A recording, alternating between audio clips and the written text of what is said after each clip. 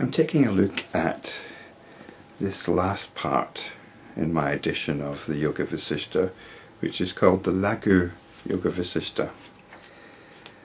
And the next few paragraphs could be regarded as a final summing up of the life of the enlightenment practitioner. In a way, it'd be quite good just to end with these paragraphs, but there's a few more videos to come. So I'm going to begin reading about halfway down page 749 in my edition, which is dated the 27th of December.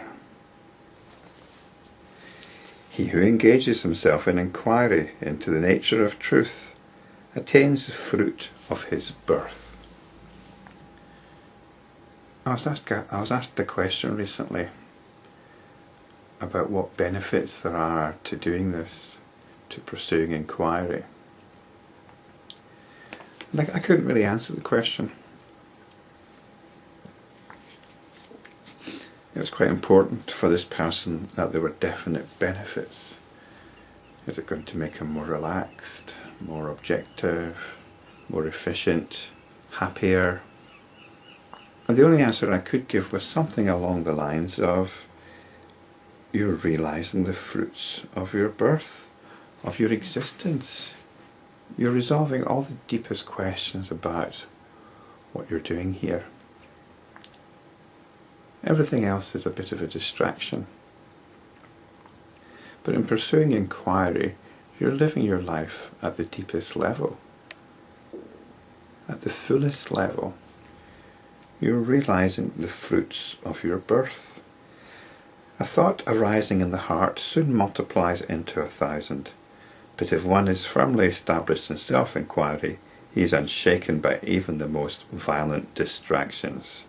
So there's a lot more to self-inquiry than might be apparent. Self-inquiry is not a mental activity, although you can certainly use your mind to help. Self-inquiry is a state of being. It's about being anchored in your own sense of being. When you get caught up in thoughts, and here the thought doesn't arise in the mind, it arises in the heart, because that's what we want to engage with, that's what we want to get caught up in. This is what's referred to as contact later on. Such thoughts multiply and we get lost. Our sense of being dissolves or gets fragmented into these thoughts which arise in the heart. So self-inquiry is the counterbalance to this tendency. He who is not ever engaged in self-inquiry, though walking, eating and being engaged in various activities, is but a walking corpse, or a sleepwalker perhaps. One should, alone or in holy company, inquire thus: what is this world? Who am I? Such inquiry is the essence of the science of self-knowledge, and the answer is in the question itself. So what is this world? Who am I? What is this world? Who am I? And again, these aren't philosophical questions or metaphysical questions. These are questions which describe a particular attitude. And if we're not quite established in that attitude, then we can follow these questions. What is this world? Who am I? To help remind us to come back to our true nature. The answer is in the question itself. The answer is in the questioner himself. He who engages himself in self-inquiry is fearless, for he knows that the infinite consciousness is pure and is the only truth. There's nothing else to be worried about. There's nothing else worth worrying about. He looks upon his benefactor and his prospective murderer with equal love.